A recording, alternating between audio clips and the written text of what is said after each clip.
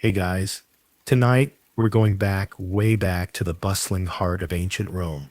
But forget the glories of the Colosseum or the elegance of marble villas. You? You're waking up in a creaky, smoke-stained Insula, 5 floors up, in the less postcard-worthy side of the Eternal City. Your room smells faintly of garlic, old wool, and damp sandals. The straw mattress beneath you creaks with every breath. And pigeons, yes, actual pigeons, are stomping around on the roof tiles above like they're late for a gladiator audition. You hear them cooing, pecking, maybe even plotting. It's honestly hard to say. Your blanket is scratchy, the air is thick, and your mouth tastes like you slept with an amphora of wine tucked under your tongue. You didn't, of course. Wine's expensive. You probably had barley water, and even that was a bit sour. A shout from the courtyard jolts you. Someone's yelling about a broken cartwheel again. You shift on your side and see sunlight crawling up the flaking plaster walls, illuminating the mural someone once painted of a vaguely heroic-looking man with what appears to be a fish on his head. He's faded now, just like the rest of the room. Time and soot have softened his features into something between a smudge and a memory. As you sit up, your back protests audibly. There's no such thing as a mattress store here. Your bed is stuffed with hay, lumpy wool scraps, and possibly a few forgotten lentils. You brush something off your arm that you're 80% sure was once part of a bug, and stretch your arms overhead, nearly hitting the hanging oil lamp swaying slightly above you. Below your window, Rome murmurs. You hear donkeys braying, kids shouting, the clatter of wooden wheels over stone. The city never really sleeps. It just pauses to yawn. Now let's take a second for some real talk. You probably won't survive this, not in the long run. Fire hazards, collapsing staircases, food that doubles as a digestive dare. Roman urban living was a daily dance with death. But for now, you're just here to experience it. Deep breath in the air. Smells like damp ash and yesterday's stew. Deep breath out. Ignore the fact that you just heard a rat squeak behind the wall. So before you get comfortable, take a moment to like the video and subscribe, but only if you genuinely enjoy what I do here. And while you're at it, drop your location and the time you're tuning in. I always love seeing where you're listening from. Now dim the lights, maybe turn on a fan for that soft background hum, and let's ease into tonight's journey together. You swing your legs over the edge of the bed. The floor is cold and gritty, possibly alive. You tiptoe across the room, avoiding the splintered spot you fell through last month. There's a clay jug in the corner with some water in it maybe. You sip, it's warm, with a hint of dust and pipe residue. Romans weren't exactly known for clean plumbing, especially not in the poorer insulae like this one. Outside your warped window, a slice of sky peeks through the rooftop. Pigeons scatter into the blue, cooing their ancient gossip. One of them drops something unholy onto the ledge. You consider yelling, but this is Rome. The pigeons would win. You look around your tiny room. There's your threadbare tunic, draped over a stool you salvaged from a collapsed bakery. There's your wooden sandals, one of them chewed, possibly by a neighbor's dog, possibly by the neighbor. You never asked. A small niche in the wall holds a wax figurine, your household god. He's seen better days. Someone once painted his cheeks pink, but now he just looks perpetually embarrassed. Still, you nod to him respectfully. You've made it through another night without the roof caving in. That's worth a prayer. You light your oil lamp and the room glows gold and shadowy. The flame flickers like it's unsure whether to stay. Honestly, this morning, like most mornings, you're expected downstairs. Your job depends on the day. You've done everything from pottery hauling to scroll copying. One time you were hired to clap for a minor politician's speech. You lasted 12 minutes before faking a nosebleed. You dress quickly. Your tunic smells like smoke and last week's sweat, but at least it's dry. Your belt is a piece of rope. Your look is rustic, but you make it work. You step toward the door and pause. The pigeons go quiet, suspiciously quiet. You look up just in time for a small white splatter to miss you by an inch. A warning shot. You grin. Same to you, Featherbrains. Outside your room, the Insula groans. Wood creaks. Someone coughs wetly 2 doors down. You hear a baby crying. Someone cursing about a lost sandal. And a very enthusiastic rooster who doesn't understand how mornings work. You place your hand on the door. Deep breath. Ready? The door creaks open with the grace of a dying donkey, and immediately you're hit with a wall of aroma. None of it good. The hallway smells like pickled fish, spilled wine, mildew, and the collective breath of 6 families who don't believe in airflow. A chunk of plaster falls from the ceiling as you walk beneath it, narrowly missing your shoulder. Classic. The walls are covered in murals that have seen too many winters and too few repairs. Once they might have been vibrant. Now they resemble a watercolor someone spilled soup on. There's a depiction of a goddess, maybe Diana, but she's missing half her face and is currently being gnawed on by a particularly determined mold colony. You tiptoe past old wooden doors, trying not to wake the family with the sick infant or the one with the angry parrot. The bird shrieks filthy barbarian every time someone walks by. You're not even sure where it picked that up, possibly from your landlord. There's a loud grunt from the room beside you. A sleepy man in nothing but a loincloth stumbles into the hallway, scratching his belly and mumbling about lost sandals. You nod politely. He grunts again, farts, and disappears into the stairwell. Good morning, Rum. You clutch the rickety railing, which wobbles like it's just decorative, and begin your descent down the Insula's infamous staircase. It's steep, narrow, and absolutely not built for safety. There are rumors someone fell from the top floor last week and only survived because they landed in a pile of rotting cabbages. You wouldn't test the theory. Each step down brings a new layer of noise and smell. A woman yells at her children in Latin that even Cicero would find too spicy. A child screams something about bread. Someone is cooking onions, and someone else is definitely not cleaning their cat's corner. You glance at a little window slit as you pass. Outside, a sliver of sun pushes through a hanging laundry line. Someone's tunic flaps like a defeated flag of domestic survival. Historians still argue whether most Roman insula were 5 stories or 7. Either way, you live on floor 6, which is the ancient equivalent of you can't afford better, so don't look down. Higher floors are cheaper, not because the view's nice, but because they're more likely to collapse in a fire or a storm. Comforting. On the 2nd floor, you pass the old woman who sells boiled eggs out of a basket she swears is fresh. She's asleep now, mouth open, snoring like a very tired oracle. Her cat stares at you with judgment. You nod back. Respect. By the time you reach the ground floor, your calves feel like boiled rope and your knees crack like amphora lid. You pause at the doorway to breathe in Rome's morning perfume, dust, dung, and desperation. The door, reinforced with scraps of bronze and wishful thinking, groans as you push it open. And there it is. The street, the Via Nausea.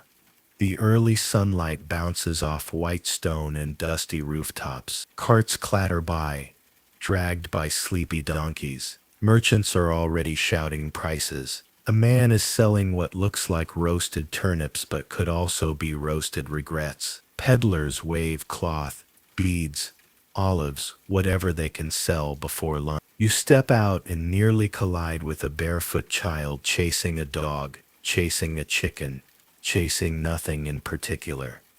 Somewhere to your left, a man with no shirt and too many opinions is reciting poetry at a group of women trying very hard not to listen. He insists he's the next Virgil. You suspect he's not even the next Publius from 2 blocks over.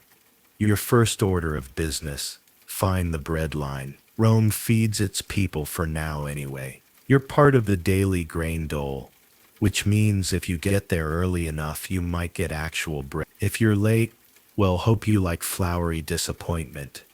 You join the queue behind a woman balancing a basket on her hip and a toddler on her head.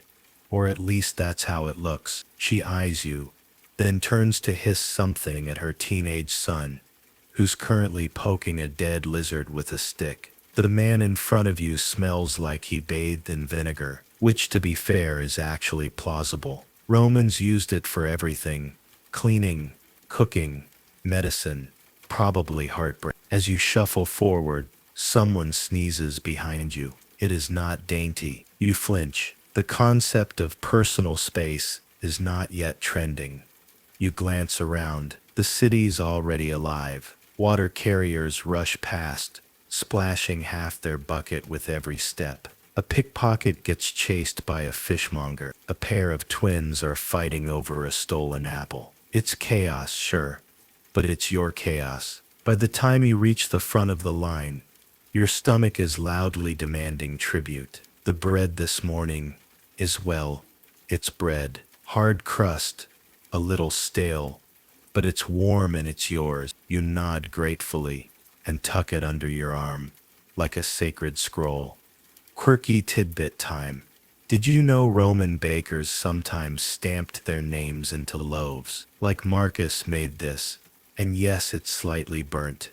Deal with. Archaeologists still find these marked loaves, like edible autographs from the past. You break off a piece and chew thoughtfully. It's dry, it's chewy, it's suspiciously similar to the floor texture of your insula, but it's fuel. You wander off from the queue, ducking into a quiet alleyway to eat in peace.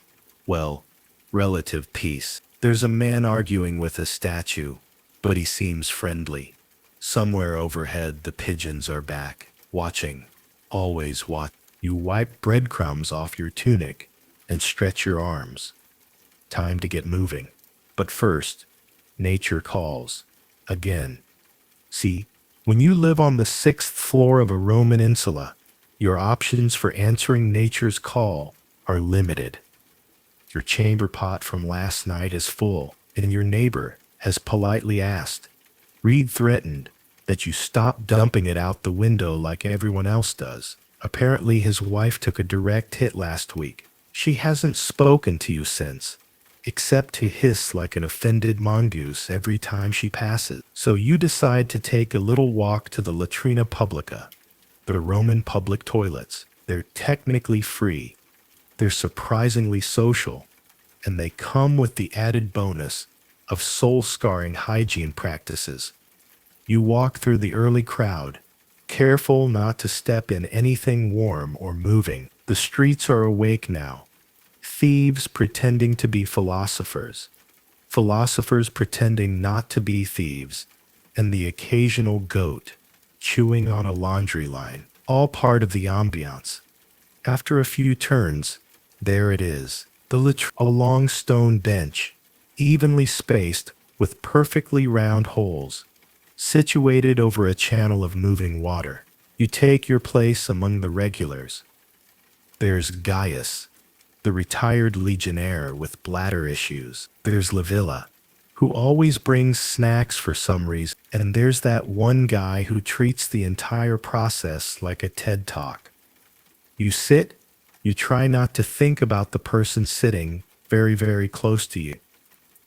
You especially try not to think about the sponge on a stick, which rests ominously in a water trough nearby, reused by everyone and revered by no one. Historians still argue whether the shared sponge was rinsed with vinegar or just water. Either way, you won't be the one to settle the debate. You decide to hold it. For now, the conversation swirls around you. Politics, chariot races, which baker is secretly diluting his dough. There's always some. You learn that the local senator's nephew Yes, that nephew was caught trying to bribe a temple guard to sneak into the Vestal Virgin's garden. Again, that boy's gonna end up as a cautionary mosaic one day. A rat scurries by. No one reacts. Standard procedure. You pretend to be dumb. You get up. You walk briskly away, dignity mostly intact. The marketplace is in full swing now, so you pause to browse a few stalls before heading to your next destination. You run your hand over bolts of wool, ogle and amphora, olives you can't afford, and inspect a pyramid of slightly questionable dates. A seller shouts, "Only the freshest dormice today." You nod politely and back away slowly. Breakfast was dry, but not that dry. One table catches your eye. Strange glass beads from Egypt, shimmering blue and green. You can't afford them, but you let your fingers brush them anyway. They're smooth, cool, almost magical. The seller gives you a wink and says, "For your girlfriend?" You reply, "For my pigeon." He laughs like it's a joke. It's not. You continue down a narrower alley. The scent changes. Less spice, more brine. Ah, the fishmongers. Their section of the market is aggressive, to say the least. You're instantly hit with the overpowering smell of garum, Rome's favorite fermented fish sauce. It's made from anchovies, guts, and hubris, and it goes on everything. A man stirs a vat of it nearby, the scent punching you in the soul. You try not to breathe through your nose, or your mouth, or your pores. You speed up, only to be stopped by a sudden flash of white across your path. Another pigeon. This one stares at you, defiantly perched on a basket of lentils. You nod. He nods back. Respect. You pass a woman painting small clay figures. They're crude, charming, and according to her, blessed by the goddess Fortuna herself. You don't believe her, but you toss her a coin and pocket one anyway. Can't hurt. It's mid-morning now, and the sun is creeping higher. You feel sweat bead beneath your tunic. Rome gets hot fast. The white walls bounce the light back at you like some kind of celestial insult. You glance up and see laundry fluttering between buildings like surrender flags. A child leans out a window above and dumps a bucket of something suspicious into the street. You jump sideways, narrowly avoiding impact. Rome, baby. A man passes you carrying a full roasted pig on a spit. No explanation, just a nod and a wink. It's best not to ask. Quirky fact for the road. Archaeologists found graffiti inside ancient Roman latrines that included things like, "I hope your hemorrhoids burst," and "I made this up while pooping." Ancient Yelp reviews, basically. Eventually you find yourself back near the Insula, staring at the spot where the street narrows, and your next task awaits. Getting upstairs, changing into a cleaner tunic, and pretending you're ready for work. But before that, you stand for a moment in the sun, chewing the last of your bread, listening to the sounds of the city breathe around you.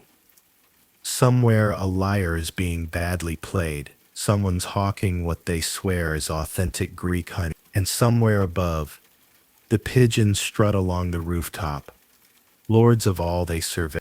You glance back up at the Insula, that aging wooden skeleton you call home.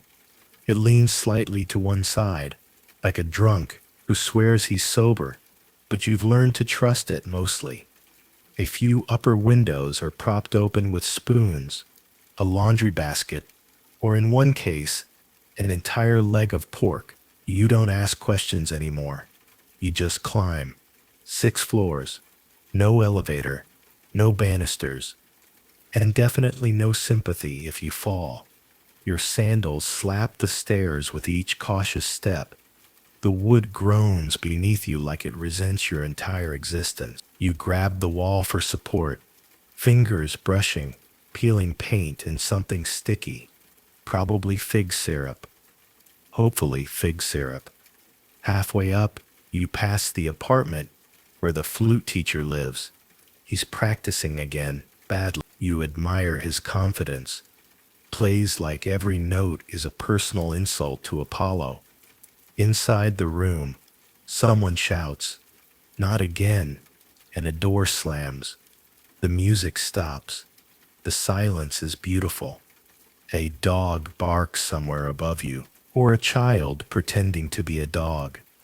Honestly, it's hard to tell. Roman children are creative, unsupervised, and always just a little bit feral.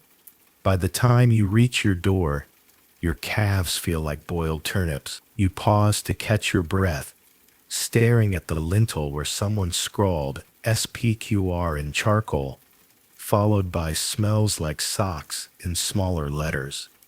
Inside your apartment, the air is slightly cooler, probably because it's leaking out through a dozen tiny holes in the wall. You strip off your sweat-soaked tunic and change into your least dirty work one. It smells vaguely of olive oil and beeswax. Not bad, all things considered.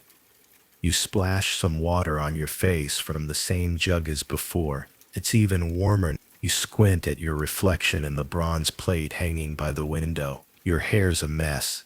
Your eyes are puffy. You shrug. Rome wasn't built in a day, and neither was your skincare routine. You gather your tools, mostly whatever you weren't using as a dinner spoon last night, and head back out. Down the stairs again. Your knees sigh in protest. You consider sliding down the railing, but remember that guy who tried that last week. He's still limping. Once you're back on street level, you take a shortcut through a side alley that smells like fermented onions and ambition. A pair of twins are throwing pebbles at a bucket for sport.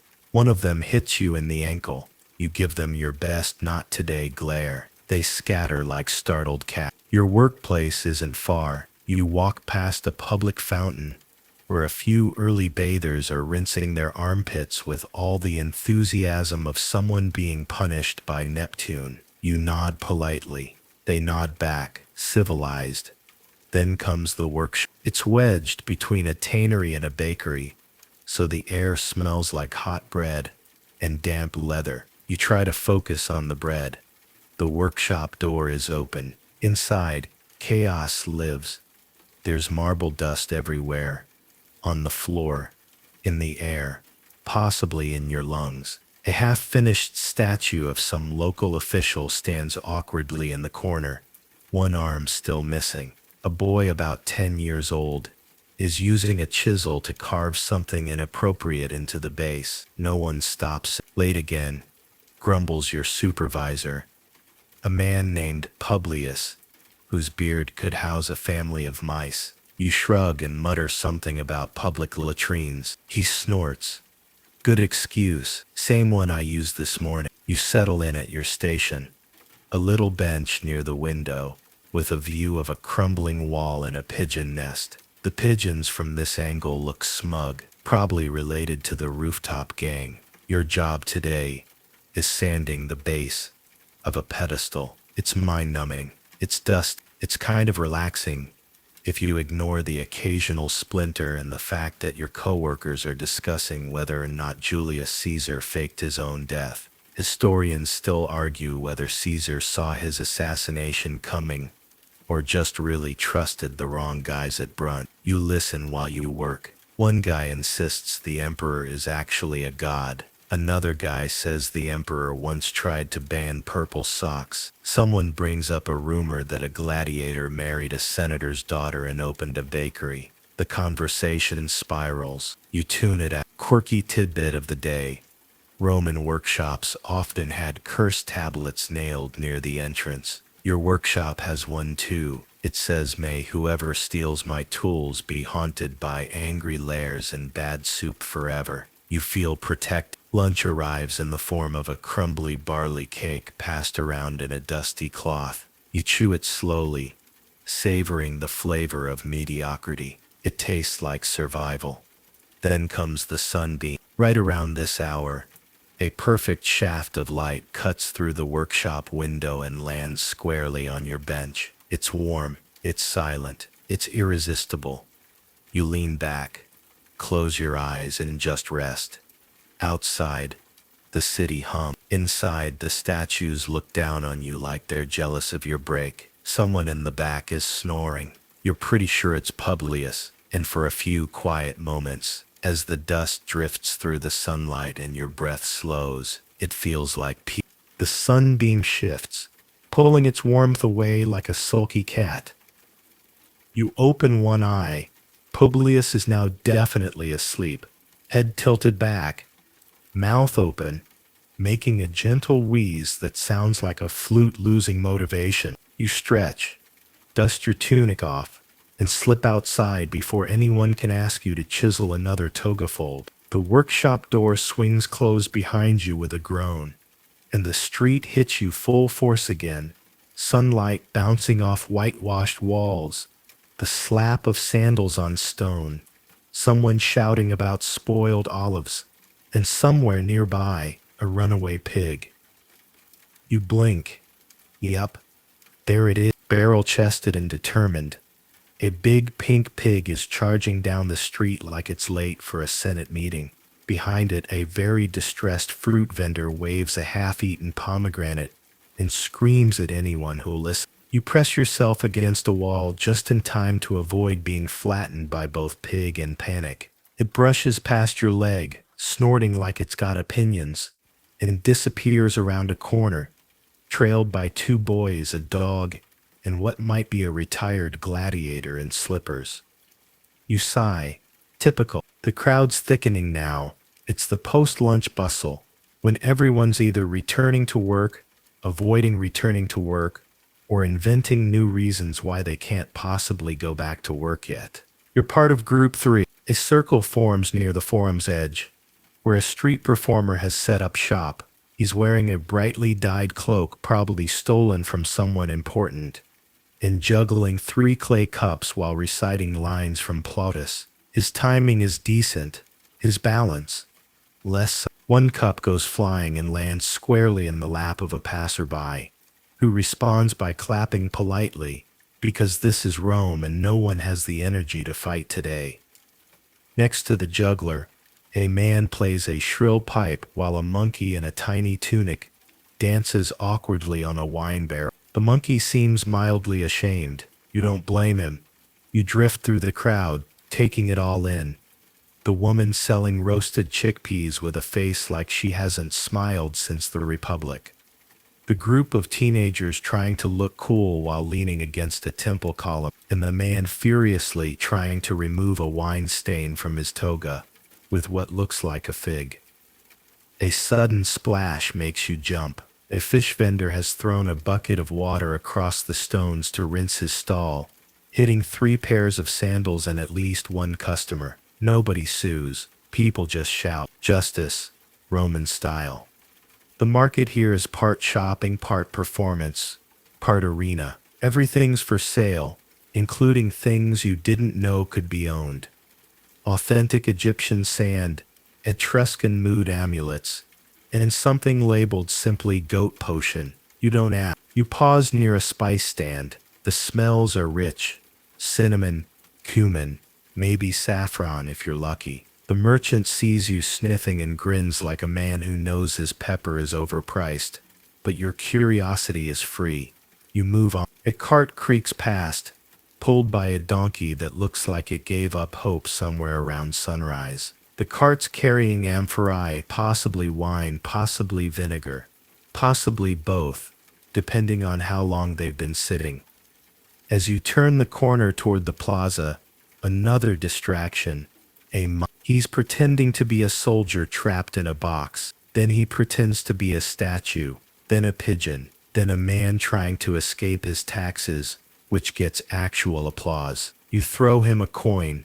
He salutes. The pigeon on his head does not. You duck into a side street to avoid another runaway pig, and find yourself behind the market stalls. It's quieter here, shadier. A cat watches you from a broken crate, tail twitching like it's judging your posture. You sit on a low wall, tear off a bite of your barley cake from earlier, and watch as the city breathes.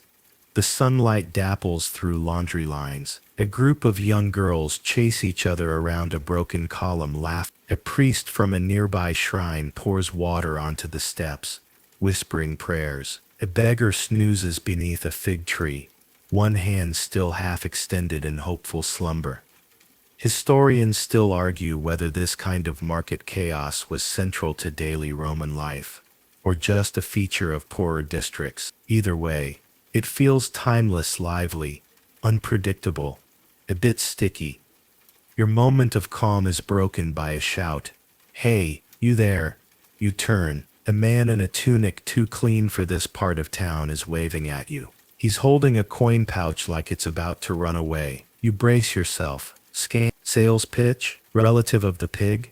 But no, he's just lost. Looking for a bathhouse. You point him down the street, second left, past the statue with no nose and the bakery that smells like tragedy. He thanks you, offers a fig, and disappears. Sometimes all you can do is survive until the next calm moment. Sometimes that's enough. You stand, brush the dust off your tunic, and head toward the baths yourself. Because after dodging pigs, mimes, and suspicious spice salesmen, a bit of hot water and idle gossip doesn't sound half bad. And maybe, just maybe, your favorite bench is still warm. You stroll toward the thermae, the public baths, dodging the last of the midday crowds and trying not to step on anything alive, or recently alive. The bathhouse looms ahead, a low, broad building with fluted columns, cracked mosaics, and a heavy bronze door, polished shiny by thousands of grubby hands. This isn't one of the fancy marble palaces where senators This is your local reliable, slightly moldy, and always 2 degrees too humid. Think of it as the Roman equivalent of a beloved but slightly suspicious gym locker room. Inside, the air hits you like a moist toga.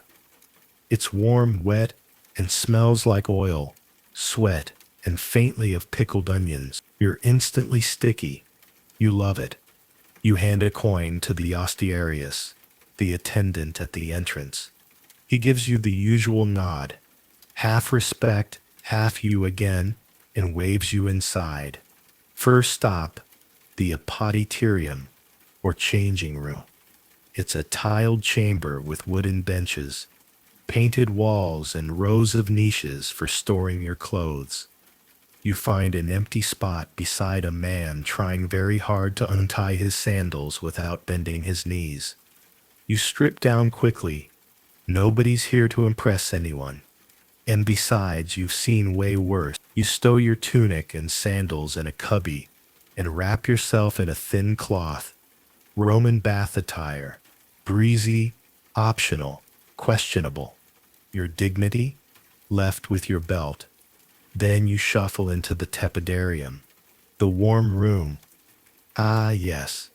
This is where your muscles sigh in relief. The heat wraps around you like a blanket, loosening the tightness in your shoulders and the fatigue in your spine.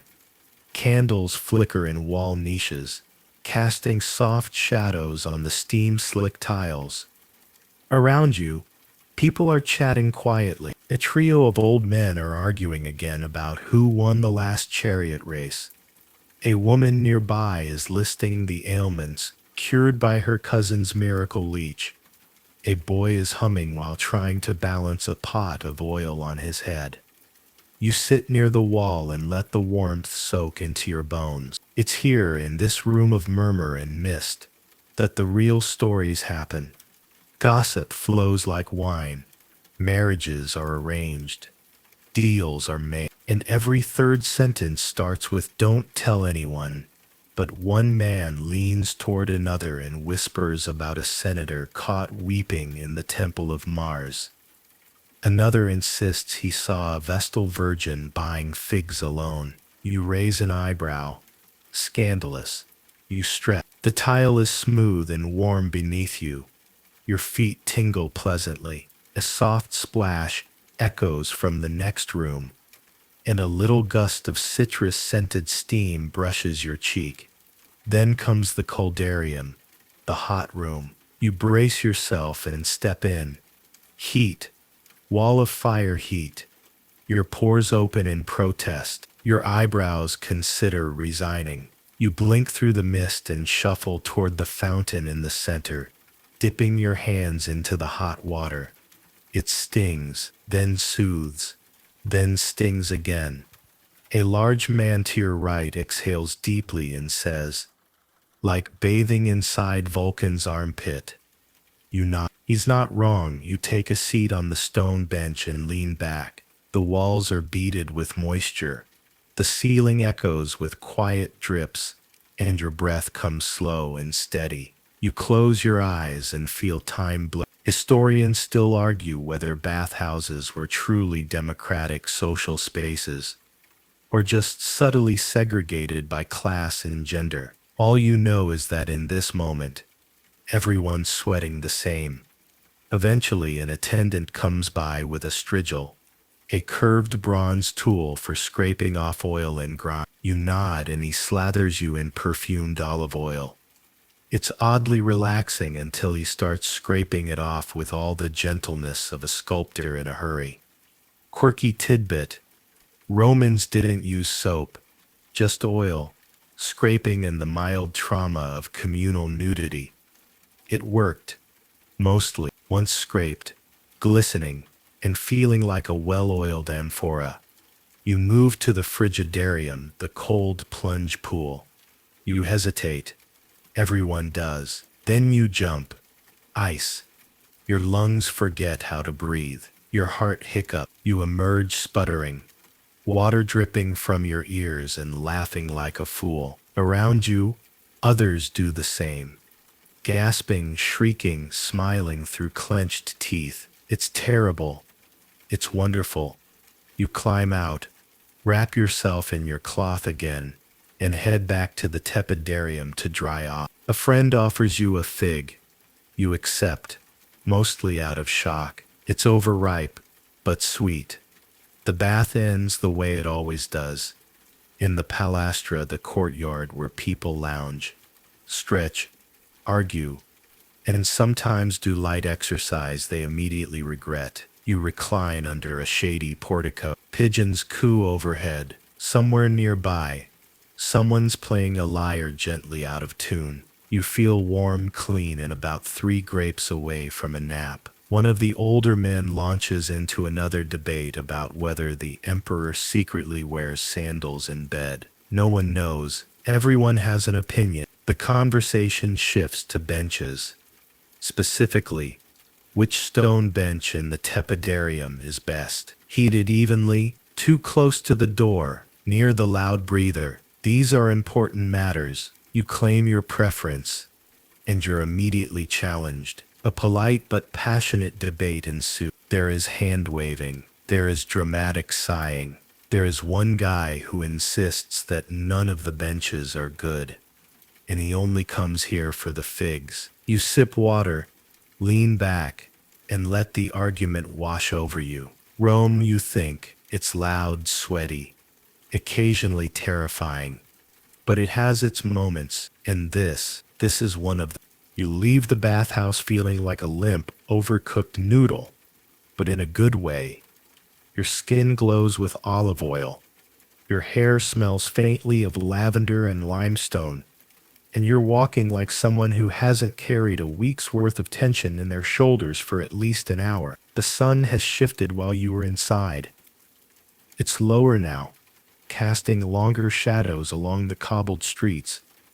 The heat has softened just enough to make movement possible again, without involuntary groaning.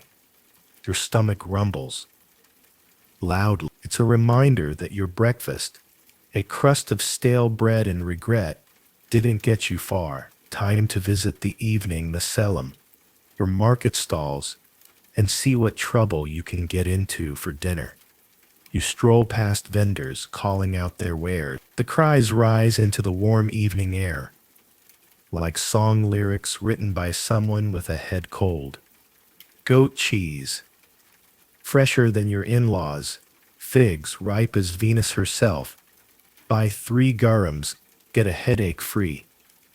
A group of boys chase a rolling hoop past your legs. A woman balancing a basket of artichokes nearly topples into you. You smile, offer a steadying hand, and are rewarded with a nod that's 40% grateful and 60% suspicious. You head toward the cheese vendor. He's a big man with a big voice and a suspiciously small weighing scale. His stand is stacked with waxy rounds of white, yellow, and something alarmingly green. You pick one that doesn't look like a science experiment, pay with your last few coppers, and walk away chewing slowly. It's pungent, sharp, hints of sheep, notes of something else. You take another bite, trying to decide if this is dinner or a dare. Jury's out. Historians still argue whether Roman street food was considered low class or simply practical for busy citizens. Either way, it was common, fast, and occasionally terrifying. As you wander, a woman selling nuts tries to hand you a sample. You take it, crunchy, a bit burned, but edible. She beams like she just handed you the secrets of the gods. You thank her and toss her a coin. She bows. Her toothless grin could light the forum. Farther down the meat stalls, you approach with caution. Meat is expensive. Meat is suspect. Meat might still be blinking. A butcher waves at you with a cleaver. Want something feathered or something furred, he jokes. You glance at his table. There's a roasted bird, maybe pigeon. Maybe not, you ask. He winks. Let's just say it's fresh. You buy a small piece anyway. Hunger wins. You nibble it. Definitely meat. Definitely seasoned. Definitely not answering any questions. You pass a wine cellar. He gestures at you with a sloshing ladle and shouts, "It's not water this time." You laugh. A few sips can't hurt. He pours you a clay cup of red wine so watered down it might be blushing out of embarrassment. You drink it anyway. It's cold. It tastes like crushed grapes and questionable choices. You find a low step and sit, setting your cheese and meat beside you. The world spins slowly around you. Lamps are being lit. Kids are being wrangled. A dog is barking at its own tail. Life. A young couple walks by arguing about whose turn it is to fetch water. A man with a harp tries to tune it and fails. Someone drops a clay bowl that shatters with a musical little ping. Nobody flinches. And you're full, you're warm, you're slightly tipsy. Success. Quirky tidbit time. Roman vendors often had custom stamps they'd press into loaves, wheels of cheese, or even wax-sealed fish sauce containers. Imagine branding your cheese with Lucius's delight. May cause nightmares. The wind picks up slightly, rustling togas and stirring ash from the nearest brazier. You pull your tunic tighter and watch as someone lights a row of oil lamps along a shrine wall near. The flames flicker, casting shadows that dance and shimmer like spirits stretching after a nap. You rise and start walking home. The market is closing. Vendors are packing up. Rats are moving in. Everyone understands the schedule. Your steps are slow now, not because you're tired though you are, but because the world feels softer in this moment, like the city is letting out a sigh with you. You pass a woman with a basket of leftover bread crusts. She's handing them out to passing children. One of the kids offers you a piece. You accept. It's hard as a rock, but you nod gratefully, and he beams like he just fed an emperor. Rome is many things. Loud, dangerous, unpredictable, but also somehow strangely generous. The sun is nearly gone now. The sky turns copper, then plum, then a dark velvety blue. The stars begin to peek through like curious eyes watching a story unfold. You turn the corner towards your street, your cheese tucked under your arm, your stomach buzzing with warmth, and your mind drifting like incense smoke. And in the shadows above, the pigeons are already waiting. You shuffle back through the narrow alleys of your neighborhood. the cheese still clutched like a sacred relic. It softened in your hand, possibly from the heat, possibly from your body, questioning why you're carrying cheese in your armpit like a satchel. Still, it's dinner, and you're not letting go. The Insula rises ahead of you like a tired old man bracing himself against the skyline. A flickering oil lamp glows in one of the windows. Yours, or your neighbor's. Hard to tell. You've learned not to rely too heavily on walls or boundaries here. They're more of a suggestion. You don't go in yet. Instead, you veer toward the fountain at the end of the block. The chipped marble one, with the missing lion's head and an off-kilter spout that sprays more sideways than down. It's quiet now. Most people have headed home to argue, gossip, or pretend to sleep through the shouting. You sit on the edge of the basin and exhale. The fountain gurgles softly, its stream burbling like a half-asleep baby. You stretch your legs, lay the cheese on your lap, and watch the sky darken into a Roman violet, the kind of color emperors hoard for cloaks and dreams. This is your unofficial break time. You close your eyes and let the city's quieter sounds creep in. Sandals whispering over stone, the occasional creak of a cart, the sigh of someone climbing the stairs too slowly and too loudly. Somewhere in the distance, a flute plays, badly. You suspect it's the same guy from earlier. He hasn't improved. You open your eyes just in time to see a dog wander by, tail wagging, eyes fixed on your cheese. You raise an eyebrow. He stops. You both understand the terms of this negotiation. No, you say gently. He huffs, scratches behind his ear, and trots off, defeated but not surprised. A group of teenagers pass by, tossing jokes and dates at each other. One of them notices you and mock salutes. You nod like a general inspecting his troops. They laugh and disappear into the dusk. You nibble a bit more of the cheese. It's cooled down now, still funky but less threatening. Quirky tidbit of the hour. In some Roman neighborhoods, fountains like this served not just for water, but also as communal refrigerator. People would submerge sealed containers of milk or wine during hot days. Of course, some also washed their feet in it, so the results were mixed. You lean back against the fountain's rim and gaze up. The sky's fully transformed. Deep indigo now, pierced by stars that flicker like gossip whispered between clouds. 1, 2, then dozens. You try to name them. You can't. But they're comforting, ancient, familiar in a way. Even the Insula is. You shift your weight, reaching into the pouch at your side. You pull out the little figurine from earlier, the one you bought at the market. The goddess Fortuna, crudely carved, her face smudged, one eye slightly too large. You smile. She looks like she's seen things. Probably your lunch. You hold her in your hand, thumb brushing her edge. Maybe she'll bring luck. Maybe she's just a decent paperweight. Either way, she's company. Historians still argue whether these cheap figurines were real offerings or just mass-produced souvenirs.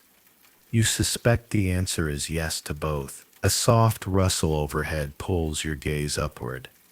The pigeons. They're roosting now. Little gray blobs on the roof lines, fluffed up against the coming chill. You spot your regular missing a toe, a scar above the beak. Attitude like a failed senator. He gives you a look. You nod in solidarity. It's been a long day for both of you. You stand slowly, groaning, as your joints remind you that no, you are not invincible. And yes, you probably sat too long on cold marble. You gather your things, stretch, and shuffle toward the stairs again. The insula looms larger in the dark, its angles made crooked by candlelight, behind warped shutters. You ascend, the steps creaking in protest. Someone's cooking fish, someone else is fighting about olives. A baby cries. The same baby as always. You reach your floor, push open your door, and step into the warm dark of your apartment. The air is thick with heat, oil, and old wood. You light your lamp. The glow is soft, golden, familiar. You sit cross-legged on the floor and unwrap your food, the cheese, the mystery meat, the crust of bread from earlier, a modest feast. You eat slowly, chewing with the patience of a man who knows there's nothing better waiting outside. Every now and then, a gust of wind slips in through the cracked window. It smells like dust and figs and smoke and Rome, always Rome. You lean against the wall, still holding Fortuna in one hand. You press her gently to your chest and exhale. Not bad. You think, not bad at all. Dinner's done. The cheese has vanished, miraculously. The mystery meat?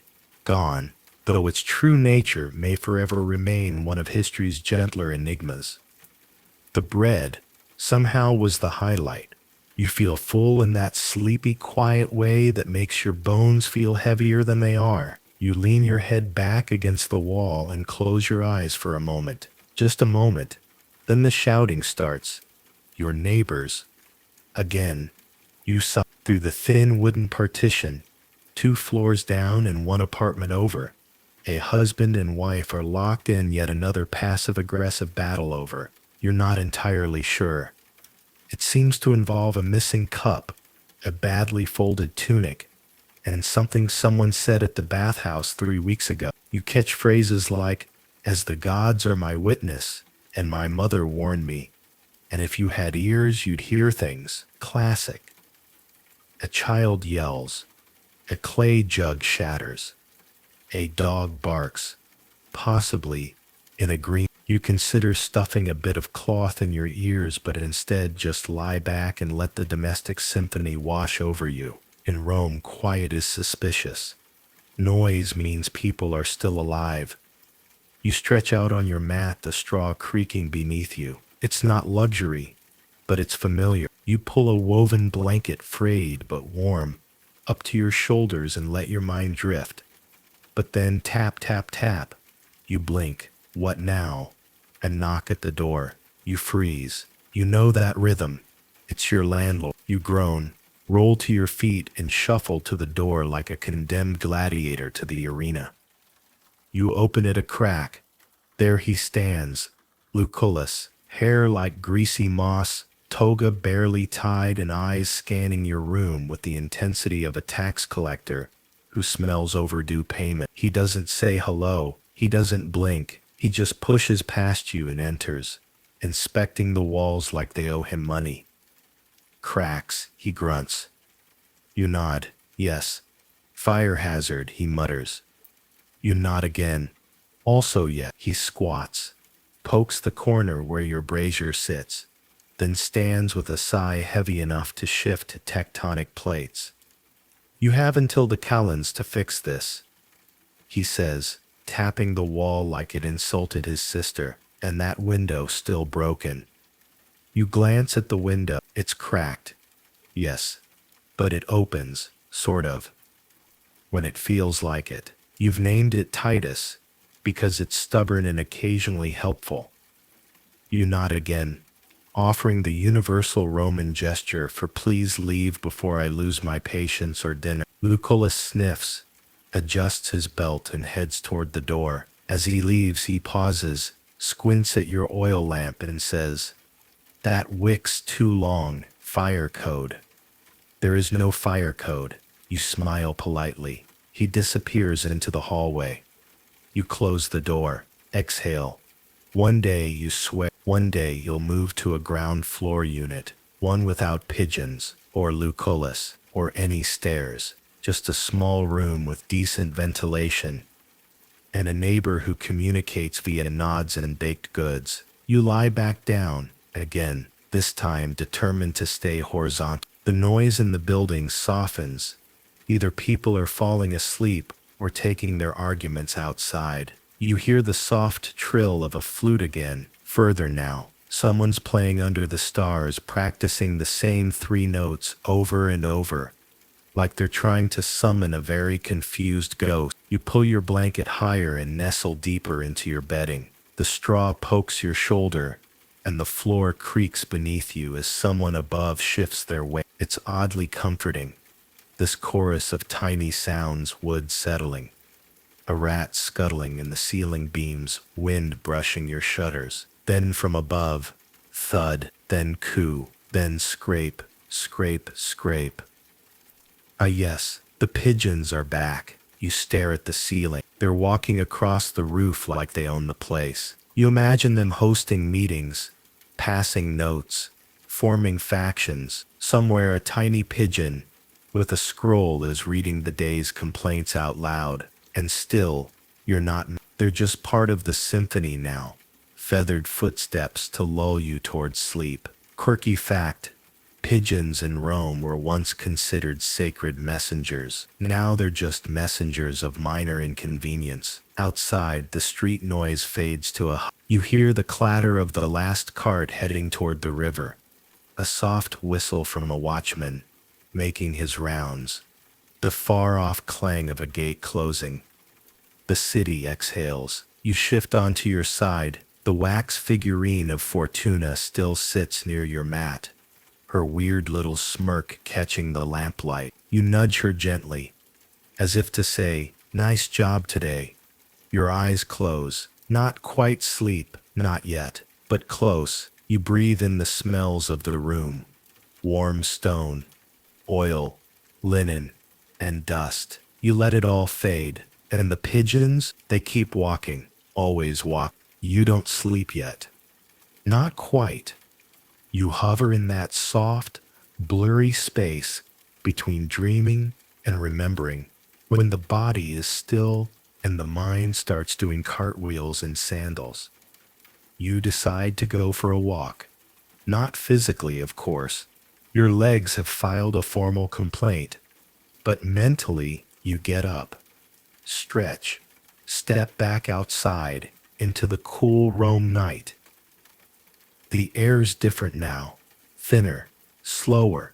A breeze whispers down the alleyways, tickling drying laundry, ruffling cats, and stirring the scent of lavender from someone's windowsill garden. The city glows by torchlight. Golden puddles of flame spilling across stone. Oil lamps flicker above doorways, casting stretched shadows on cracked walls. A few stragglers shuffle past. Workers, night hawkers, a woman with a clay jug balancing perfectly on her head. You nod at her. She doesn't nod back, probably too balanced to risk it. You head toward the Papina, the local tavern. It's the kind of place where the floor's always sticky, the wine is always suspicious, and the regulars have all aged 10 years since yesterday. But it's familiar. It's loud, and it's warm. Inside, the smell hits you first. Sour wine, grilled onions, sweat, and whatever passed for soap 2 emperors ago. A few tables are full. Some men argue about gladiator stats. A woman throws dice with the intensity of a priestess cursing a king. A bard sits in the corner, tuning his lyre with a frown that suggests the lyre is winning. You grab a stool and nod to the owner, a woman named Antonia who's gruff, barefoot, and can gut a fish faster than most surgeons. She sets down a chipped cup of wine in front of you before you can ask. It tastes like fermented plums and floor polish. Perfect. The table beside you is talking politics, loudly. I'm telling you, one man hisses. Nero was misunderstood. Misunderstood. Another barks. He set the city on fire. He played the lyre while it burned. Exactly. They go on like this. You sip your wine and watch the bard try to wrangle his instrument into cooperation. He finally strums something gentle, an old tune about sea voyages and lost love, or possibly goat theft. Hard to say with those lyrics. Then someone else enters, a local nobody, dressed like a local somebody. He's in an overdraped toga, hair slicked back with what might be olive oil or regret. He orders loudly, demands better wine, gets the same wine as you, doesn't notice. He winks at the nearest girl. She rolls her eyes, so hard they nearly leave orbit. You stifle a laugh and turn back to your drink.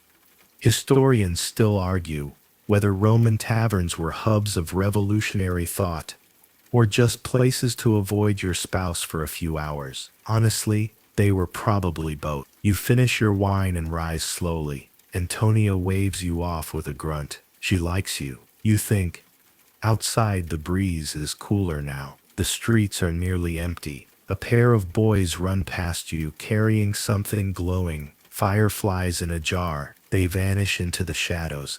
Giggling, you meander back toward home, taking the long way. Why rush? You pass a little shrine tucked between two walls. There's a tiny flame flickering behind a cracked glass panel. Offerings left at its base. Figs, coins, a carved toothpick-sized spear. You whisper a thank you and keep walking. A dog trots by with a sandal in its mouth. You choose to believe it's part of a noble quest. You pause near the tabernae, the closed shops lining the street, their wooden shutters pulled down and secured with worn iron latches. Some of the signs are still visible, painted names and crude illustrations of their wares. A jug, a fish, a pair of sandals, a goose. Someone has scribbled a mustache on the goose. You smile and keep going. One window flickers with lamplight. Inside, someone is still awake, bent over a scroll, writing furiously. Maybe a scribe finishing a speech. Maybe a boy copying verses as punishment. Maybe a playwright, dreaming of a stage they'll never afford. You pass a baker's shop and catch the first whiff of tomorrow's bread. It hits you like a memory, warm, yeasty, and soft around the edges. You consider stopping, but you have cheese. Indignant, quirky tidbit.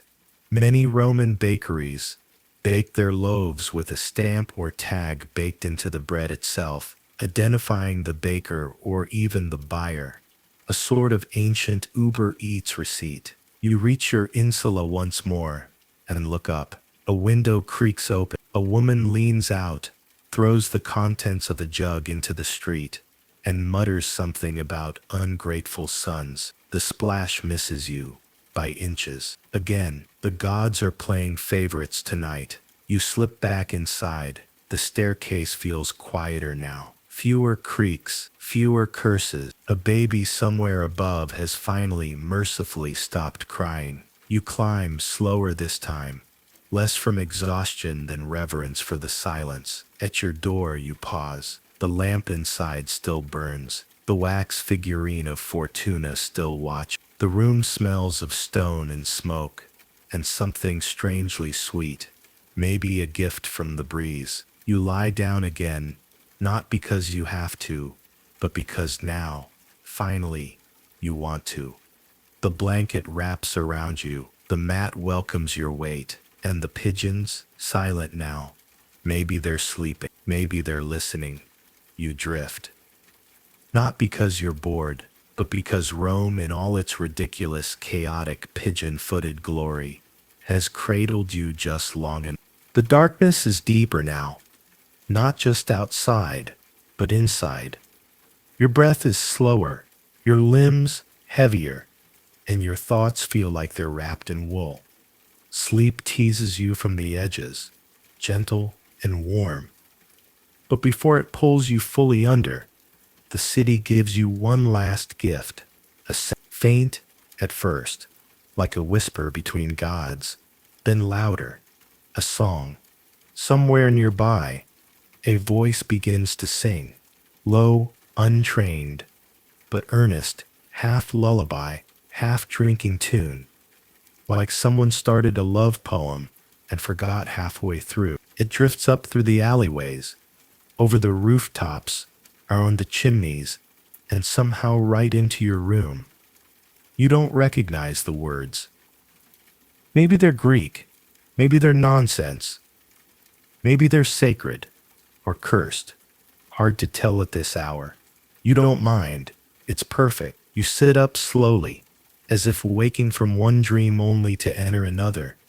The lamp's flame has gone soft, sputtering slightly, like it's nodding off with you. The air is cool now, and the cracked window, Titus, your faithful, stubborn companion, lets in a breeze that smells of stone and moonlight. You move to the window.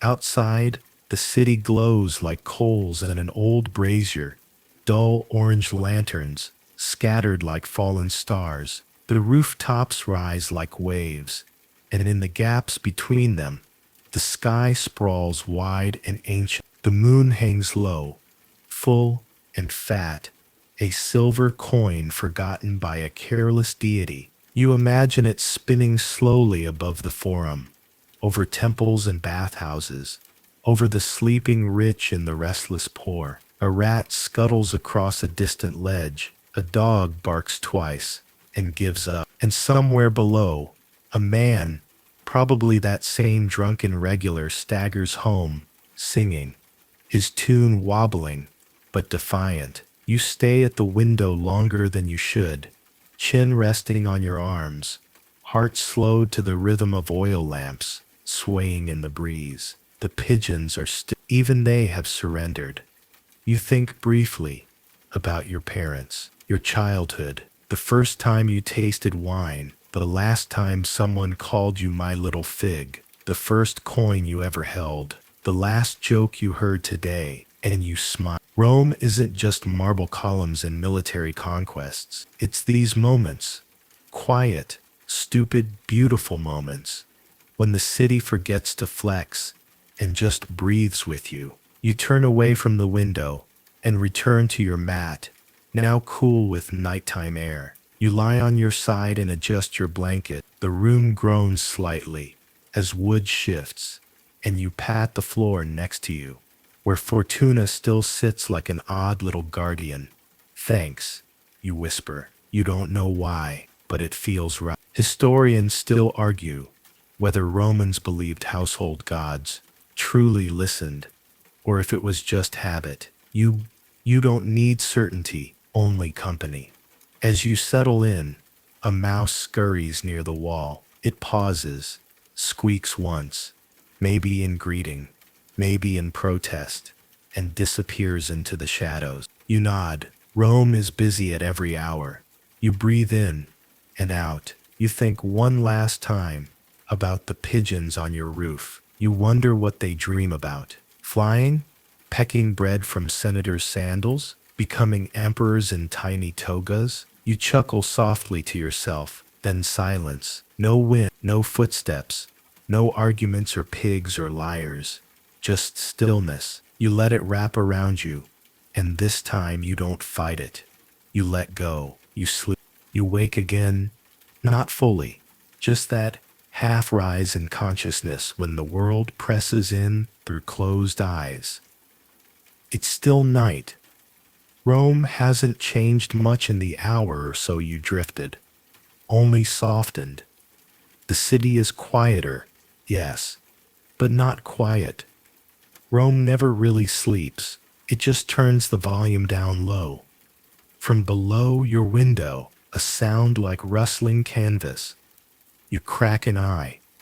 It's the local washerwoman, Magia, dragging a sack of damp laundry across the stones.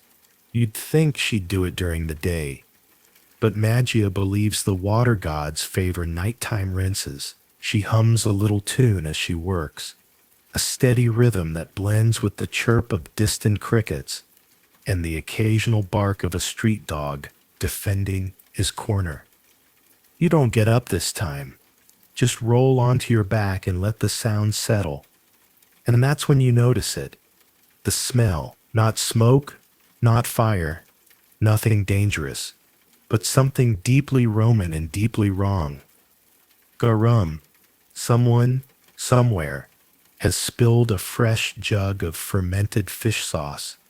Again, the scent creeps through the air like a smug little ghost, reminding the neighborhood that Rome loves its sauces pungent and its neighbors tolerant. You bury your nose in the blanket, but it's no use. The scent clings to everything, even your thoughts. You sigh and resign yourself to the ambiance. Quirky tidbit. Garum was so beloved in Rome that factories lined the coast just to make the stuff. Whole towns smelled like it. There were even luxury versions, aged in special jars and named after emperors. You, however, are being blessed with what smells like the discount variety. You pull the blanket tighter and turn toward the wall. It's warmer on this side of the mat. The straw underneath has been molded by your weight. More nest than bed. It creaks like a quiet old friend. Above you, the pigeons stir. Just a flutter, nothing dramatic. Maybe a dream. Maybe they heard Magia's singing and mistook it for a warning. You hear another sound. The faint, metallic rattle of armor. That's strange. You sit up slightly, peeking through the window slats. Down the road, two figures stroll past, soldiers on night patrol. Their helmets catch the moonlight, glowing like beetle shells. One yawns, the other kicks a rock absent-mindedly. Their swords clink with each step, but neither looks especially alert.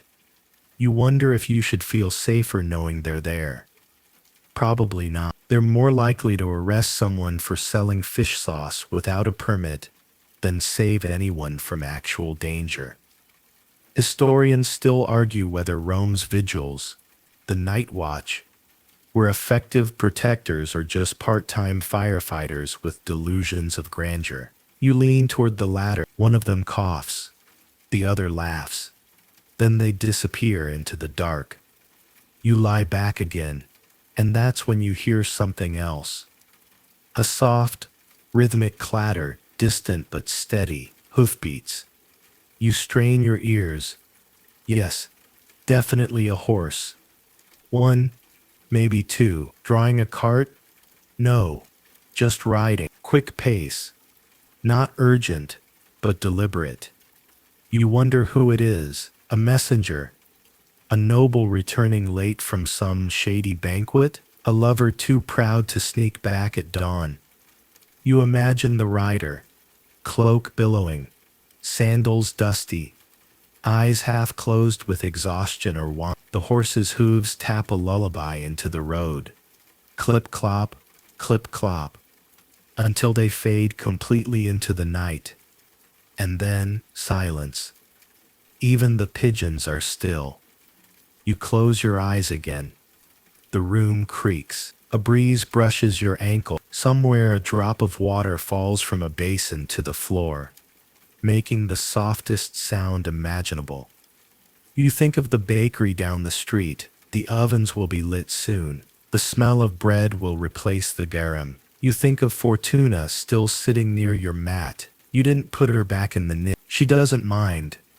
You think of your family, far from here, probably asleep under a better roof, maybe near goats. You're not jealous, not really. You think of your job tomorrow. More statues, more dust, more stories whispered over carved marble and half-eaten lunches. Rome is exhausting, and yet you smile. Even as your breath slows, your muscles give in, and your thoughts slip like sand through fingers. This city may smell like vinegar and fish guts. It may yell more than it listens. Its walls may lean, its roofs may leak, and its fire brigade may prefer naps over emergencies. But somehow it works, and tonight as your heartbeat softens to match the hush outside, it works just as morning in Rome doesn't so much begin as sneak in sideways. There's no grand chorus of birds, no gentle sunrise over still water, just noise. The pigeons are first, of course. One of them lands with a solid thump on your roof beam, shakes itself off like a wet scroll, and starts cooing directly above your head. You groan.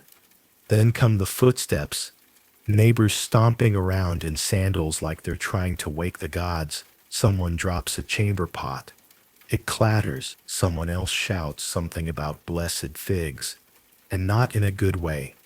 You open your eyes to the faint glow of dawn leaking through the warped shutter slats. It paints stripes across your wall, like a tiger that's already late for its appointments.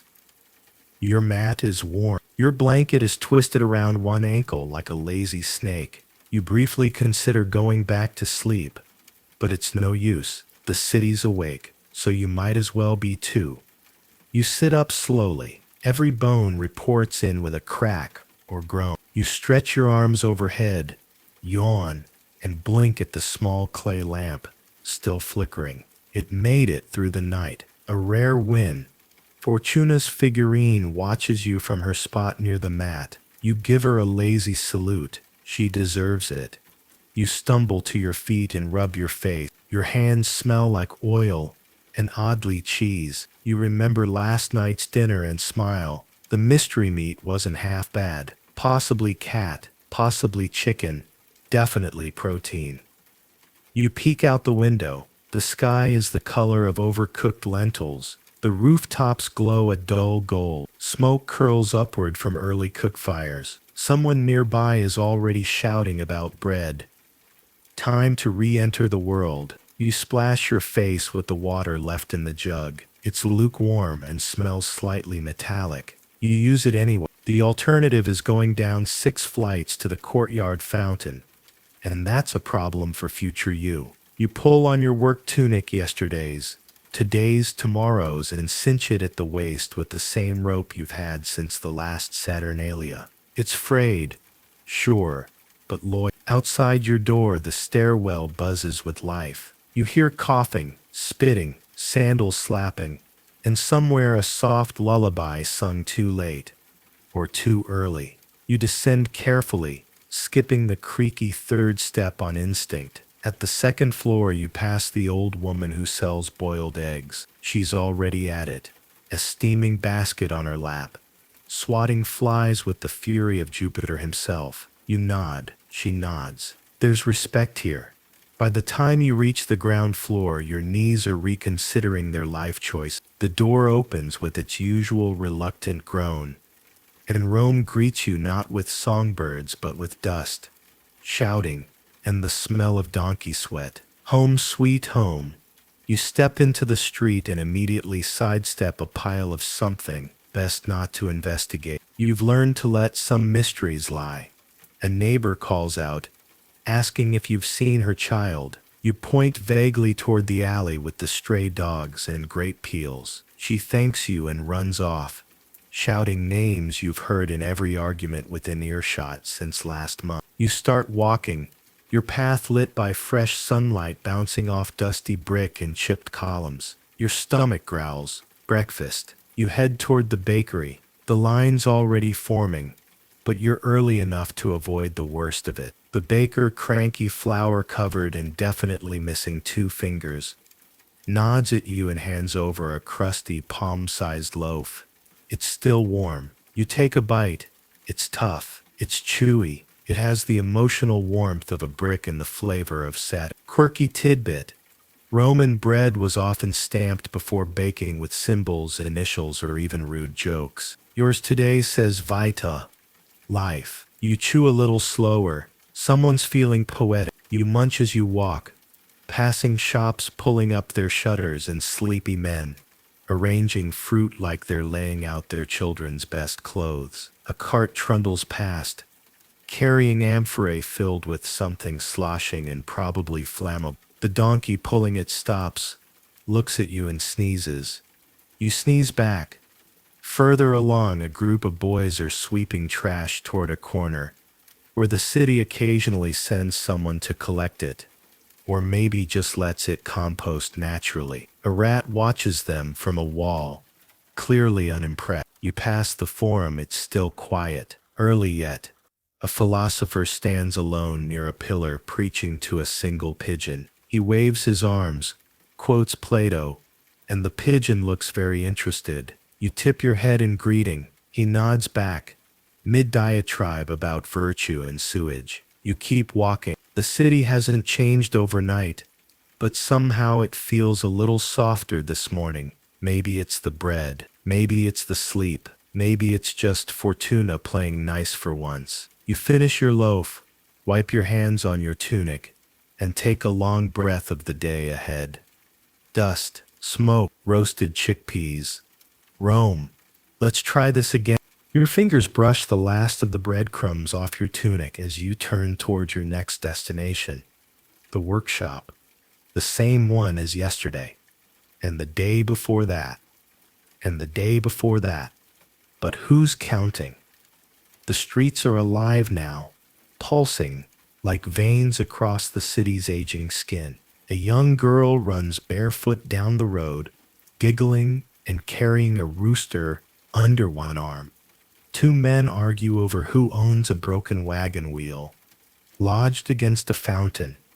A boy tries to juggle 3 apples, fails spectacularly, and blames gravity. You nod to the vegetable seller with the lazy eye and the suspicious lettuce. He nods back, holding up a squash the size of a small amphora like it's a prize-winning fish. You smile politely and keep walking. You don't trust vegetables that large. Not anymore. At the corner where the statue of Mercury leans just a little too far forward, you pause. Someone has added a toga made from a bedsheet and drawn an eyebrow on his stone face. It makes him look permanently skeptical, which, if you ask anyone, perfectly suits the messenger god. You finally reach the workshop. It smells of wet plaster, old sweat, and the kind of ambition that dies after lunch. Inside, the familiar crew is already busy, or at least pretending to be. You step in. Publius, your supervisor, squints at you from behind a half-carved bust of some minor noblewoman. He doesn't say good morning. He just gestures toward a pile of chipped marble with a grunt that loosely translates to, make yourself useful. You sigh, pick up a chisel, and take your place near the window. The sunlight streams in, catching the dust in golden ribbons. It's not a bad spot if you ignore the cracked sill and the dead wasp that's been stuck in the corner since March. You begin to work. Chisel, brush, chisel. The rhythm is steady, meditative, like drumming on the bones of forgotten gods. Around you, the usual conversations float in the air. My cousin saw a centaur in the woods. Your cousin was drunk. He's always drunk. But that doesn't mean he's lying. Another voice. Did you hear about the guy who bought an amphora and found a human tooth inside? Lucky. All I found in mine was oil. Few laughs. A sneeze. Someone mutters about needing a raise. You chip away at the stone in front of you. A plinth for some forgettable statue, destined to stand in a garden no one will ever water. You pause to stretch your neck and glance out the window. A cat suns itself on a broken cart. A man balances a stack of baskets, twice his height. A beggar dozes under a fig tree, mouth open, dreaming of somewhere cooler. You return to your work. Chisel, sand. Repeat. Historians still argue whether Roman workshops like this were hubs of skilled artistry, or just sweat boxes for underpaid apprentices. Based on your spine's current position and the way your wrist already aches, you're leaning toward the latter. Lunch comes and goes, a simple meal, more bread, a fig, half a boiled egg if you're lucky. You chew slowly in the shade of a fig tree, while a pigeon lands beside you and eyes your food like it paid taxes on it. Don't, you warn. It blinks. You throw it a crumb anyway. After lunch, Publius calls you over to help with a new statue, a wealthy merchant's son. The model sits nearby, bored out of his mind, twirling a grape between his fingers like it's a scepter. He's about 12 and already has the attitude of someone who's inherited 3 estates and 0 humility. Publius whispers, "Try not to make him look like a boiled turnip." You nod. 3 hours later, you're not sure if you've succeeded. He looks more like an irritated squirrel, but it's fine. He won't notice. His family will pretend it's perfect. You'll get paid. Rome moves on. By late afternoon, the light begins to shift. The sun dips lower, casting everything in long, sleepy shadows. Your back protests. Your knees file a complaint. Even your sandals seem to sigh. Publius lets you go with a wave.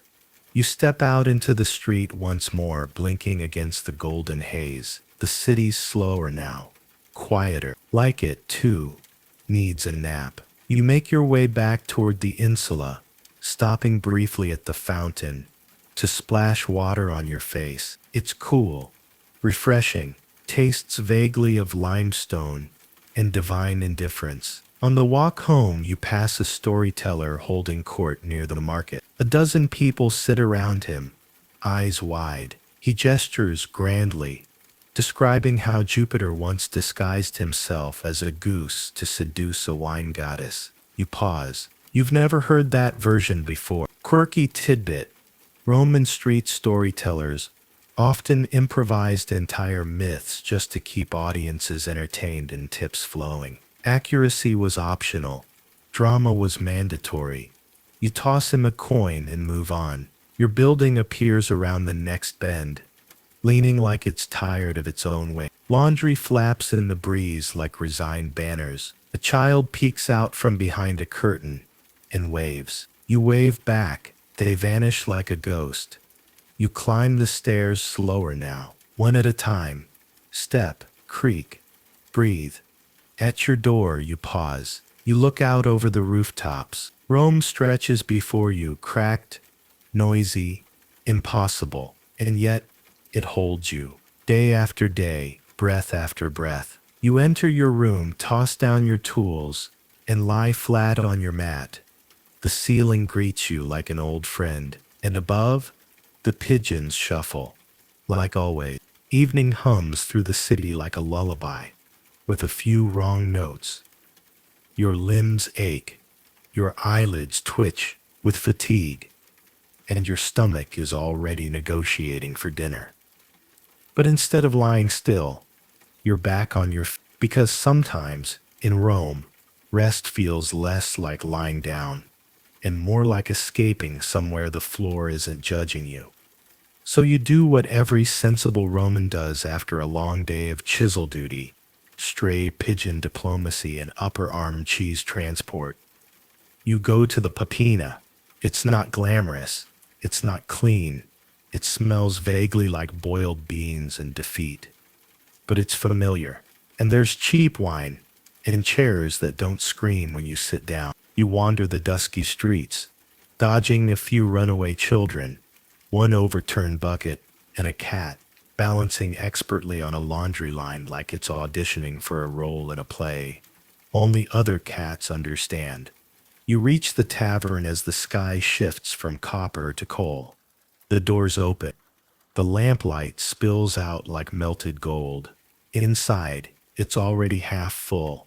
Locals hunch over tables, faces flushed, voices low. You hear the scrape of dice on wood, the creak of chairs, the occasional slap of someone getting a little too enthusiastic about a story involving stolen sausages and a runaway goat. You slide into your usual spot near the back, nodding at Antonia, the barkeep, who doesn't smile. She just sets down your drink with the same grace she'd use to club a rat. It's a compliment. The wine is warm, possibly fermented in a boot, but it's yours. You take a sip and lean back. Across the room, someone's plucking a lyre. Gently, clumsily. The melody stumbles, apologizes, and keeps going. At a table to your right, a group of young men whisper about the latest Senate scandal. Some minor noble got caught bathing in the sacred fountain again. with a goose. Everyone has theories. Someone bets 5 sesterces that the goose is innocent. You chuckle. Someone else walks in. A woman in a cloak too fine for this neighborhood. She sits at the corner table and orders wine with a voice that makes everyone look up. No one recognizes her. That's unusual. In this part of Rome, everyone knows everyone else's debts, lovers, and laundry habits. She drinks, alone. You watch her for a moment, but she doesn't glance around, just stares into her cup like she's reading omens in the dregs. You turn back to your wine. Quirky tidbit. Romans sometimes mix their wine with herbs, honey, even seawater. There were recipes for digestion, sleep, love, and occasionally accidental forgetfulness. You're not sure what yours is, but it tastes like ambition and floor polish. Effective. The door creaks again. A group of laborers file in, fresh from the docks. They smell like salt, rope, and fresh air. One of them starts singing a tavern tune. The rest join in by the second verse. It's off-key, too loud, and slightly profane. You love it. A dice game starts at the next table. The players thump the table after each roll, laughing, groaning, swearing they saw the gods smile or frown, depending on the outcome. You're tempted to join, but you've only got 2 coins left and a long week ahead. So instead, you drink slowly, let your back relax against the wall, and listen. Historians still argue whether taverns were places of true camaraderie or just economic necessity. You say, why not both? A man leans over from the next table and asks if you know anyone selling a goat. You say, he sighs, mutters, worth a shot, and goes back to whittling a spoon with suspicious intensity. You think about getting food, just a little plate of olives or lentils, but decide to hold off. You've got a bit of dried sausage back home, and a half loaf that may or may not have gone sentient. Antonia slams a cup down nearby. A small puddle of wine splashes onto the floor. No one flinches. The woman in the cloak finally leaves, disappearing into the night like smoke. You wonder if you imagined her. The lyre player stumbles into a proper melody. The dice roll again. You finish your wine, stand, stretch, and walk home in the dark. Rome's quieter now, shadows growing longer between the oil lamps. A few dogs bark. A man sings somewhere in the distance. Same drunken lullaby as last night, or maybe a new one. You never know. You pass the shrine again. Someone's left a bunch of grapes there, and a coin, and a folded note. You don't read it. You nod to the gods and move on. Your Insula waits, stooped, cracked, faithful. You climb slowly. The stairs feel steeper at night. Or maybe you're just old now, at least in the knees. You reach your door. The lamp's out. The room is dark, but it feels safe. You sit on the floor back against the wall and let the night wrap around you like a worn tunic, frayed at the edges, but still doing its job. Outside the window, pigeons shuffle softly. Rome too is settling in, and so are you. You sit there a while, just breathing, not doing, not thinking, just being. The kind of pause that doesn't need permission, that asks nothing in return.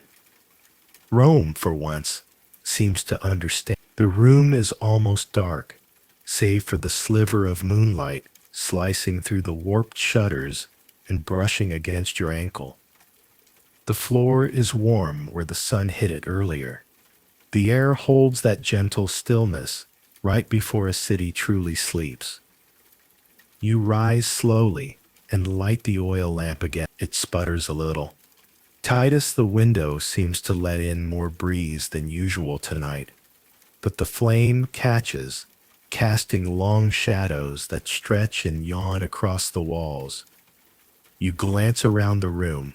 It's small, mismatched, a little tilted, and it holds everything. A chipped bowl, a wooden comb, a single clay cup, with a crack running down one side like a river frozen mid-cry. Every item has a story, most of them boring, all of them yours.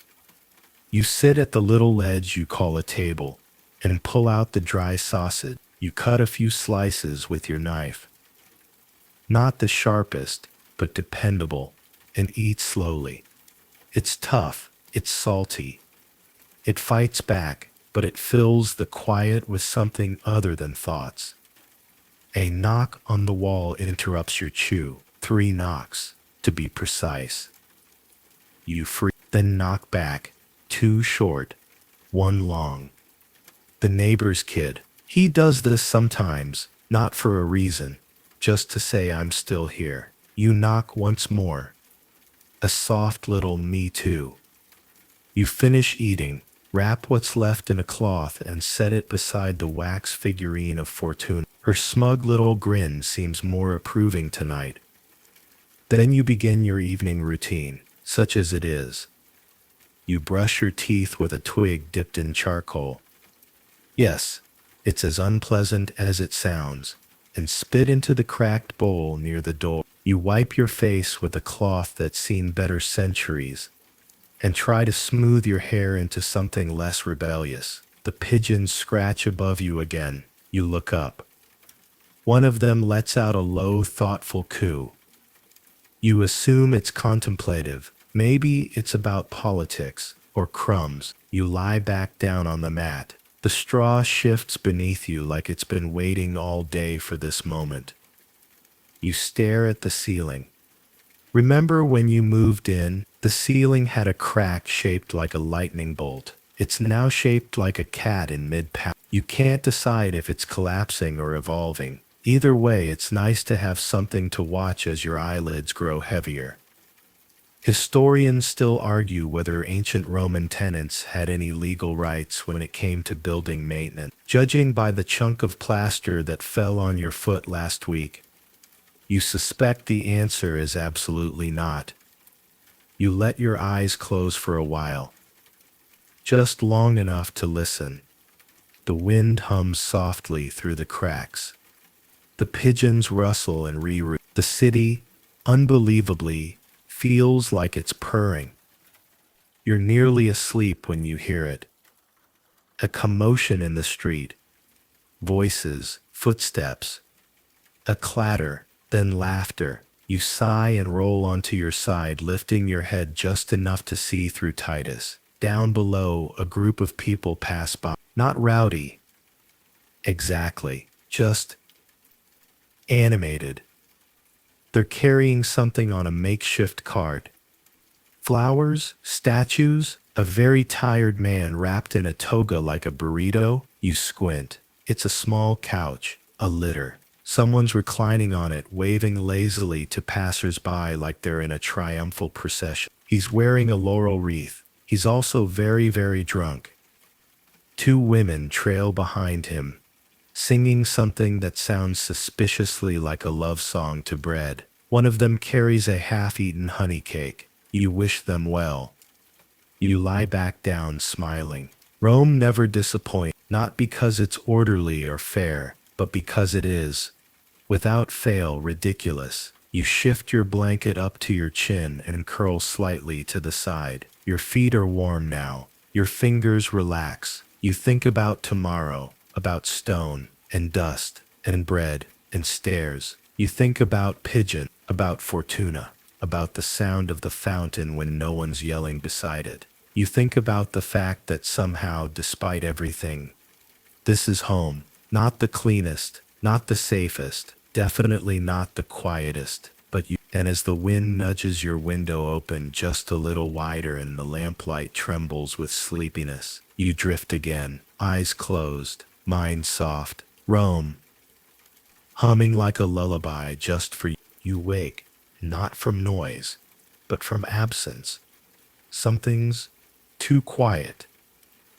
You blink into the dark, unsure what stirred you. The pigeons are still. The wind has paused. Even the distant dogs seem to have agreed on a temporary ceasefire. Your room is cold now. The lamp has long since gone out. Only the moonlight slipping through Titus paints silver lines across the floor. You stay very still, listening, waiting. Then you hear it. Scratch, scratch, clink. Not inside your room, not even inside your insula. Outside, in the street, someone's walking, slowly, deliberately, dragging something heavy. You sit up, peering through the window slats. Below, the street is cloaked in shadow. Then movement. Two figures, one pulling a small wooden cart, the other looking over their shoulder like Rome itself might follow them home. On the cart, amphorae, or maybe urns. They're silent now, the wheels creaking only when they turn corners. You don't ask questions. You lie back down and let them disappear like a half-remembered dream. Rome at night is like a theater after a play. Props still scattered, actors asleep, ghosts rehearsing. You roll over, nestling into the warmer side of the mat. Then a familiar sound, drip, drip, drip. The basin. Again, the water left over from yesterday's face, splash, is leaking slowly, rhythmically. It lands in the corner near your storage pot, with a plip so delicate it could be a lullaby. You smile. This is the soundtrack of your night. Someone clears their throat outside, loud, wet, personal. Probably Lucius from the second floor. He always returns from the tavern at this hour, smelling of regret and loudly proclaiming he once saw Caesar's ghost in a puddle. You hear him mumble something about needing new sandals, a thud, a curse, then silence. You roll onto your back and breathe in. Your blanket has twisted into a rope across your legs. You straighten it with the precision of a man who knows that sleep can be fragile, and any friction could send it running. You glance once more at Fortuna, still in her place, still smug. You wonder if she does this in everyone's apartment, sitting quietly, watching, judging their attempts at balance and dinner choices. You imagine her holding a tiny scroll of your daily failures, tripped on stair 3 again, refused to haggle for cheap, smiled at Antonia, who did not smile back, sinned. You chuckle softly into the dark. Quirky tidbit. Some Romans believed household gods, Lares and Penates, preferred their offerings placed at night, when the veil between the mortal and divine was thinnest. You didn't offer anything tonight, but you figured the pigeons upstairs did enough cooing on your behalf. Your limbs go heavy again, that slow, syrupy kind of tired that you can't fight even if you tried. You close your eyes, let the drip of the basin become your metronome. Let Lucius's muttered regrets fade down the hall. Let the silence become more than silence. It becomes space, a pause, a kindness. Historians still argue whether ancient Romans feared the night more than the day. Bandits, fires, spirits, all were threats. But in your corner of the city, tonight feels merciful. No flickering torchlight, no echoing shouts, just rest. You imagine the rooftops above, pigeons tucked into their nests, tails twitching. You wonder if they dream of bread, of flying, of being taken seriously. You imagine Rome itself dreaming its temples and statues, its crowded baths and crumbling corners. You wonder if beneath all the chaos and shouting and cheese disputes, the city sometimes rests too. You breathe out, soft, full, present. You are warm, wrapped, safe. For now, tomorrow might be stairs and shouting and overpriced olives again. But for tonight, you are exactly where you need to be. You don't remember falling asleep again, but you must have, because now you're dreaming. Or maybe not. Maybe this is just Rome, caught in the delicate in-between, where night hasn't quite surrendered to morning, and dreams haven't fully let go of your thoughts. You're walking, barefoot. The stones under your feet are warm, as if they remember sunlight. The streets are empty, but not lifeless. Doors shift gently in their hinges. Wind whistles between columns. You feel watched, but kindly, like the city is keeping an eye on you. Not because it has to, but because it wants to. You pass by familiar places made strange. The workshop looms taller than it should, its statues watching you with amused expressions. The marketplace has no stalls, only floating loaves of bread, bobbing gently like fruit on a pond. The bathhouse door yawns open, steam rolling out in slow, deliberate waves that smell like honey and basil. In this version of Rome, everything is soft at the edges. Nothing is urgent. Even the pigeons coo in slow motion. You keep walking. You pass a baker's shop where the ovens are lit, but unmanned. Bread rises and puffs all on its own, humming a lullaby in a language you don't understand. You wave at a man who may be Jupiter. He's sweeping the street. You don't ask why. Then you reach the Insula. Your Insula, it looks the same. Crooked, cracked, familiar. You climb the stairs which no longer creak. They sing. At your door, a key you've never seen waits on the step. You use it. It turns with a satisfying click. Inside, a feast. Not of food, but of everything you've ever missed. The blanket is the perfect weight. The air smells like figs and fresh parchment. Fortuna is 10 times her normal size and gives you a slow approving nod. You sit down on your mat, and the mat purrs. That's new. But then coo, the pigeons. One lands on your shoulder. You turn your head slowly, expecting judgment. But the pigeon just looks at you. And then in a voice older than empire says, "You should probably wake up now." You blink. The room tilts. The dream slips away like oil on water. And just like that, you wake. For real this time. Your room is dark. Your blanket is half off. Your leg is asleep, and someone downstairs is burning breakfast. You know the smell. You stretch. There's a moment, just one, where you wish you could stay in that dream version of Rome. The cleaner one. The softer one. The one with singing stairs and philosophical pigeons. But then a breeze floats in through Titus, and it smells exactly like toasted barley and morning ash. And just like that, you remember this Rome. The real one has its own kind of magic. The kind you have to earn. You sit up, your joints pop like overworked amphorae. Your stomach rumbles. You eye the last chunk of sausage and decide it's edible enough. You chew. Outside, the city is stirring, not fully awake, but stretching, yawning, scratching its brickwork and dusting off its columns. You lean out the window. The sky is still deep blue, but fading.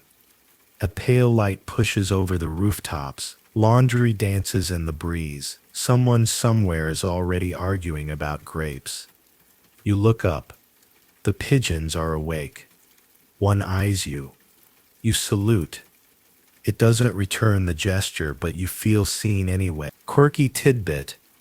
Pigeons in Rome have lived through more emperors than most senators. They watch the forum rise, fall, and turn into a tourist magnet. They've earned their place. You gather your tunic, wrap the rope belt around your waist, and prepare for another day.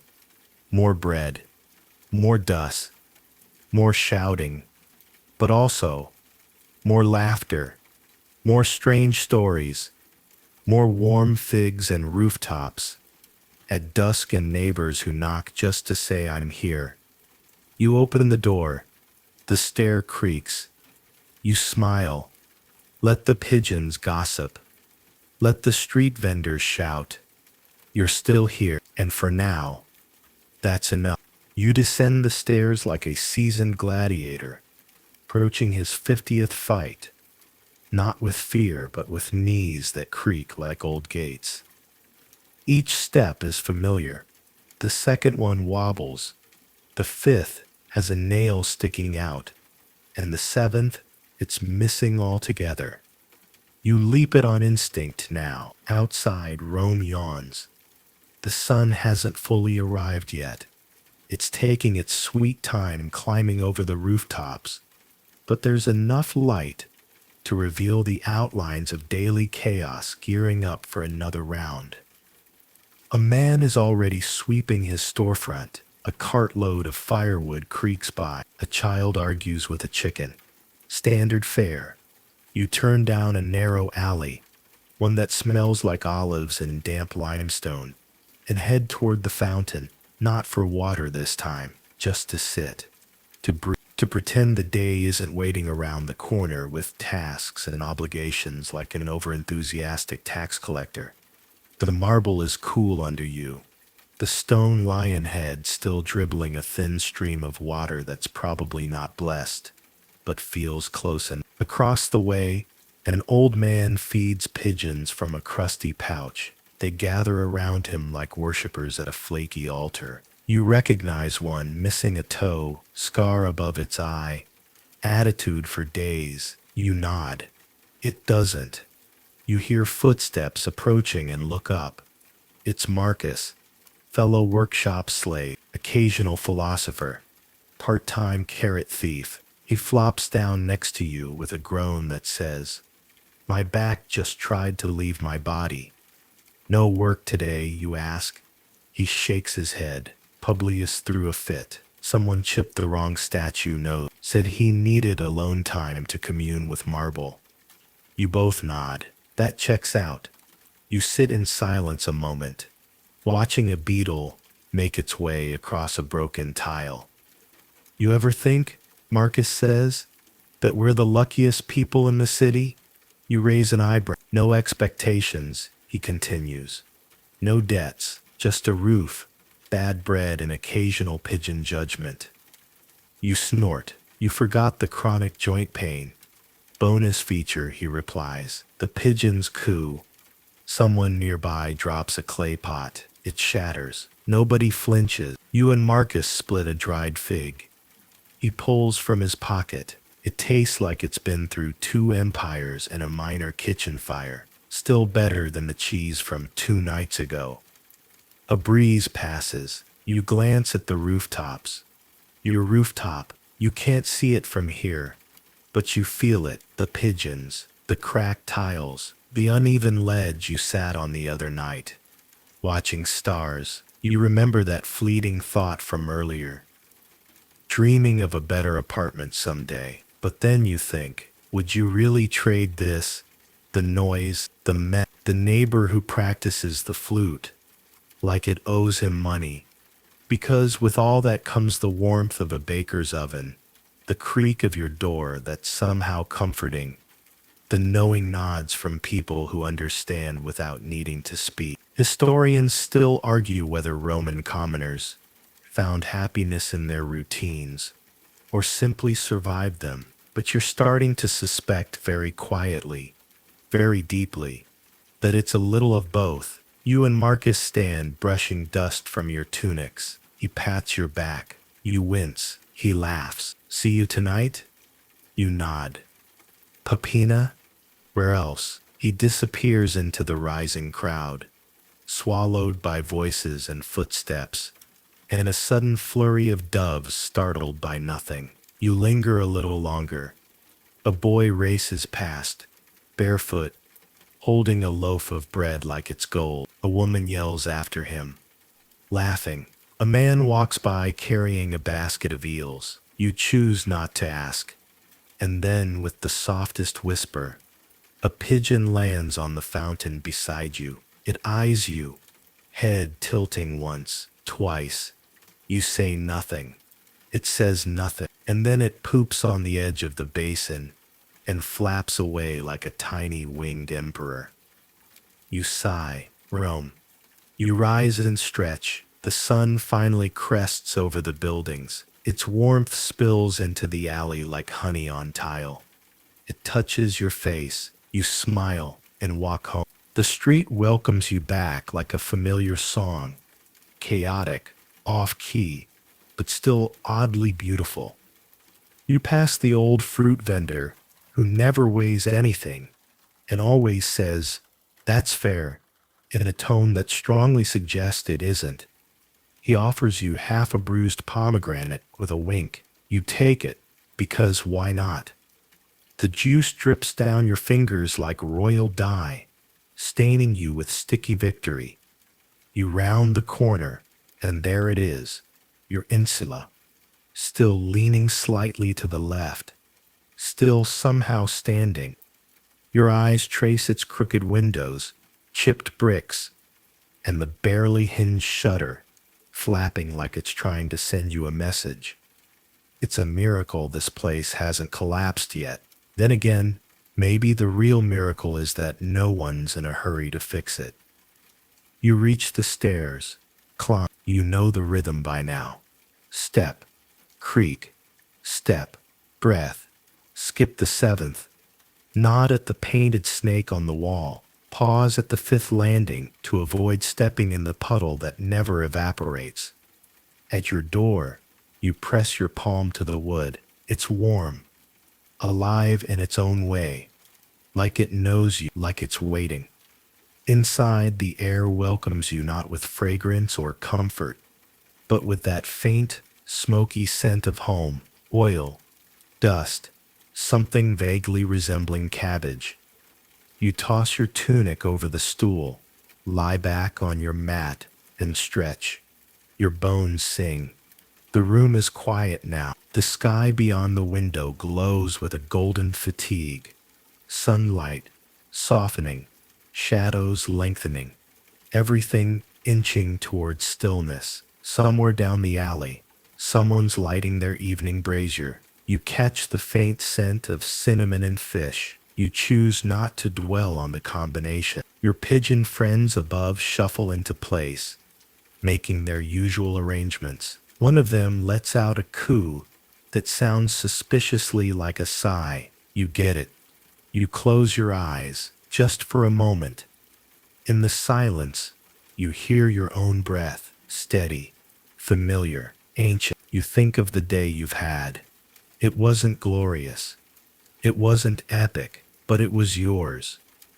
There's something sacred in surviving the ordinary, in laughing when the bread is stale, in cursing your knees as you climb the same stairs for the 100th time, in finding beauty in a badly carved statue, a melted lamp, or a pigeon with a vendetta. Quirky final fact: the word insula didn't just mean apartment building, it also meant island. And maybe that's what your life is.